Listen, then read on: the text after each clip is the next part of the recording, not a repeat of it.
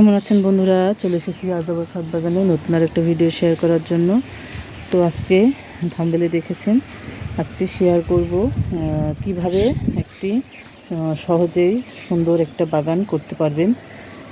খুব বেশি খরচ হবে না প্রথমার্ধে, যদি প্রথম শুরু করতে চান। তো খুব সহজেই কিছু কিছু কাজ আছে যেগুলো করলেই বাগানটা শুরু করা যায়। মনের চাহিদাটা পূরণ হবে আর বাগানও হবে সুন্দর একটা। তো সেজন্য প্রথমে আপনাদেরকে যা করতে হবে, যে বাগানটা কোথায় করবেন সেটা নিশ্চিত করে নিতে হবে, যে সেটা ছাদে, বারান্দা বা আঙিনাতে যেখানেই করুন সেই জায়গাটা নির্বাচন করে নিয়ে সেখানে সুন্দর তার প্লেসটা ঠিক করার পরেই আপনি অন্যান্য দিকে পদক্ষেপ নেবেন।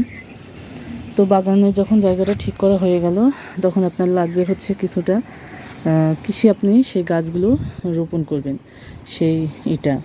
ও তার আগেও মাটিটা আপনারা রেডি করবেন। মাটিটা আশেপাশে যদি কোথাও মাটি থাকে সেখান থেকে আনবেন, কিংবা কিনে নিয়ে আসতে পারেন কিছুটা মাটি। তো বড় বেড করতে গেলে অনেকটা মাটির প্রয়োজন। তো বড় বেড যারা করবেন তারা তো সেভাবেই জোগাড় করবেন, আর ছোট ছোট কিছু করতে গেলে অল্প অল্প মাটি দিয়েই হয়ে যাবে। সেসব জায়গা তৈরি করে নেবেন।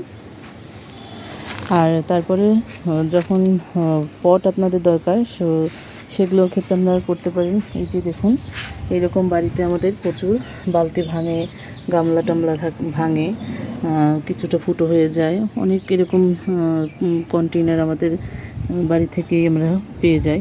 তো সেগুলো আপনারা গাছ করার ক্ষেত্রে কাজে লাগাতে পারেন এইভাবে। আবার আপনাদের যে বাসায় চালের বস্তা থাকে, বস্তাতেও গ্রো ব্যাগ বানিয়ে বাগান করতে পারেন।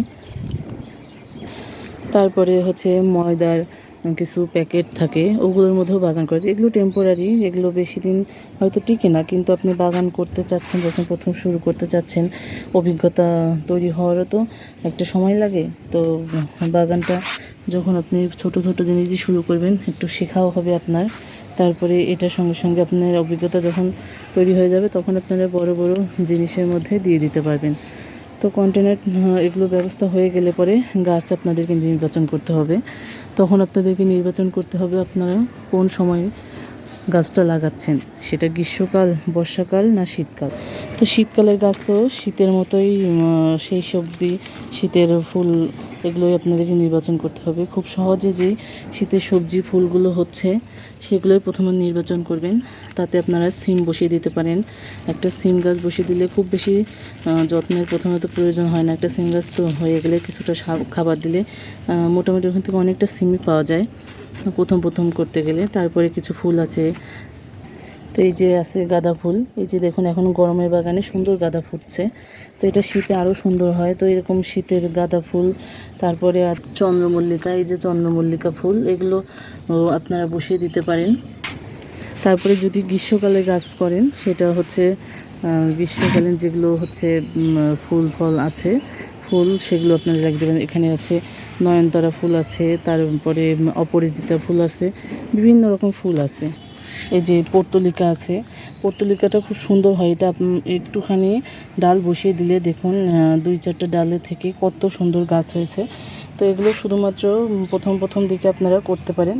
তারপরে আর যেগুলো আছে সেগুলো তো করবেনই। তার বর্ষাকালে করতে নিলে, বর্ষাকালে যেসব শাকসবজি গাছপালা আছে ওগুলো লাগিয়ে পারেন। ফলের গাছ প্রথমত সেভাবে লাগাবেন না, কারণ ফল গাছ করাটা একটু প্রথমে। তো যেগুলো খুব সহজে হয় সেই ফল গাছগুলোই করবেন। যেমন আপনারা ফলের মধ্যে লেবু জাতীয় গাছগুলো লাগাতে পারেন। এগুলো খুব বেশি করে না, এগুলো লাগিয়ে দিলে মোটামুটি ভালোই হয়। এই যে আমার এই গাছটা আমি বসিয়েছিলাম, তারপরে শুধু সার জল দিয়েছি, আর এমন খুব পরিচর্যা করিনি। ওই পোকা টোকা লাগলে একটু ঘরোয়া কীটনাশক, যেমন হলুদ জল স্প্রে করে দিতে পারেন, হলুদ মরিচের গুঁড়ো টোড়ো এগুলো দিয়ে স্প্রে করে দিলেই খুব সুন্দর গাছ হয়ে যায়। তো এভাবেই করতে পারেন বাগান। আর এমন কোনো কঠিন না, করতে করতেই অভিজ্ঞতা হয়ে যায়। হয়তো ভুলভ্রান্তি হবে। আর প্রথমে কঠিন জিনিসে না যাওয়ার কারণটা হচ্ছে, বাগানে যদি প্রথমে কঠিন কিছু গাছ লাগিয়ে ফেলেন, দেখা যাবে ওইটা থেকে আপনি ফল পাচ্ছেন না, তখন আপনার মনটা ভেঙে যাবে। যার কারণে তখন অনেকেই আছে, সবার কথা বলছি না, কিছু কিছু ক্ষেত্রে আছে অনেকেই, তারা ভাবে হয়তো আমার দ্বারা হবে না, আমি বাগানটা করতে পারবো না, ছেড়ে দেয়। তো যার কারণে সহজ কিছু দিয়ে শুরু করেন, যাতে অভিজ্ঞতাও বাড়ে আর মনটাও ভালো থাকে। আর অনেকে আছেন হাল ছাড়েন না, করতেই থাকেন যে দেখা যাক কী হয় শেষ পর্যন্ত, তো তারা তো করবেনই। তো এইভাবেই চলতে থাকে বাগান। আর সারটা আপনারা প্রতিদিন বাসা থেকেই পেয়ে যাবেন। আপনাদের গার্ডেনের যে পাতা টাতা বের হয় ওগুলো জমিয়ে রাখবেন এক জায়গাতে।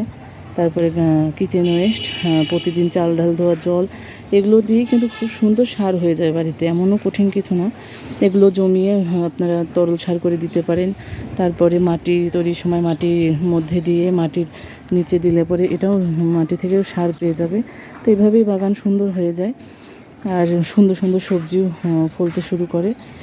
তো এই তো আজকে ছিল এইভাবেই আপনাদের সাথে শেয়ার করলাম যে এখন শুরু করে দিন, যেহেতু অনেক সময় আছে সামনে, তো অল্প অল্প করতে করতেই হয়ে যাবে। আর চলুন আজকে একটু হারভেস্টিং আছে সেগুলো সেরে নিই। তো প্রথমে এই যে আমার বাগানের বরবটি একটা গাছ, এটা প্রথম তো একবার আপনার কাছে দেখিয়েছিলাম কীরকম ফলন হয়েছিল, নিয়েছিলাম। তো এখানে আরও কিছু বরবটি হয়ে আছে, আজকে সেগুলোই তুলে নেব। তো এবার ফলনটা খুব বেশি একটা ভালো হয়নি, কি যেন গাছের কোনো হয়তো সমস্যা হয়েছে। তো সমস্যা থাকবে, বাগান করতে গেলে যে সমস্যা হবে না তা না, সমস্যা থাকবে, কিন্তু তাই বলে যে হাল ছেড়ে আর করবো না, করতে পারছি না, এরকম করলে তো হবে না। কারণ অল্প অল্প করতে করতেই হবে, একটু ভালো হবে একটু খারাপ হবে, এভাবেই হতেই থাকবে বাগান।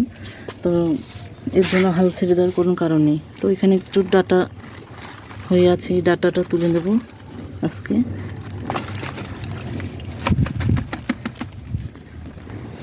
আর বাগান করতে করতেই দেখবেন যে আপনাদের সব খুব সহজলভ্য হয়ে গেছে সব কিছু। কারণ বাগান করতে করতে আমি বাগান থেকেই অনেক বীজ পেয়ে থাকি, যাতে করে আমাদের তেমন কিন্তু একটা বীজ কিনতেও হয় না। তো এই যে দেখুন, এরকম বেগুন যদি আমরা দু একটা রেখে দিই, পেকে এখান থেকে বেগুনের বীজ পেতে পারি। তারপরে গাঁদা ফুলের এই ডগাগুলো কেটে যদি আমরা মাটিতে বসিয়ে দিই, এখান থেকে কিন্তু খুব সুন্দর চারা হয়ে যায়, বীজ থেকে চারা পাচ্ছি। এরকম প্রত্যেকটা সবজি থেকে কিন্তু আমরা গাছ মানে চারা পেয়ে থাকি, বীজ পেয়ে থাকি, আর এখান থেকে সুন্দর গাছ হয়ে যায়। তারপরে এই যে আপনাদের এই দেশি যে গোলাপের জাতগুলো আছে, এগুলো কিন্তু আমরা ডাল কাটিং থেকেই সুন্দর, এটাও আমার একটা ডাল কাটিং থেকেই কিন্তু গাছ সুন্দর কিন্তু গাছ হয়ে যায়। আত্রি গাছটা মরে গেছে, কিন্তু এটা কিন্তু আমি ডাল কাটিং করে তৈরি করেছিলাম। তো এভাবেই বাগানের মানে এটা উপভোগ করতে পারছি। তো সবাই এভাবে চাইলেই করতে পারবেন, তার জন্য একটু শুধু সাহসটা করে এগিয়ে আসা দরকার। আর যখন একটা বাগান আপনারা তৈরি করে ফেলবেন, তার আনন্দের বিষয়টা হচ্ছে এই যে এই সবজি যখন গাছ থেকে তুলবেন আপনারা, তখন বুঝতে পারবেন যে কি আনন্দটা লাগে। আর এর হচ্ছে এটা তখন বুঝতে পারবেন। তো এই যে এখানে দেখুন একটা ঝিঙে হয়ে আছে। তো এরকম ফ্রেশ ফ্রেশ সবজি তোলার মজা একমাত্র বাগান থেকেই পাওয়া যাবে, যেটা অন্য কোনোভাবে সম্ভব না। তো আজকে এইটুকু ছিল আপনাদের সাথে শেয়ার করার। কেমন লেগেছে ভিডিওটা আপনাদের জানাবেন, ভালো লাগলে লাইক কমেন্ট শেয়ার করে দেবেন। আর যারা নতুন বন্ধুরা আছেন তারা আমার চ্যানেলটা ভালো লাগলে সাবস্ক্রাইব করে দেবেন। পুরনো যারা বন্ধু আছেন তাদেরকে অসংখ্য ধন্যবাদ ভিডিওটা দেখার জন্য। ধন্যবাদ সবাইকে, ভালো থাকবেন।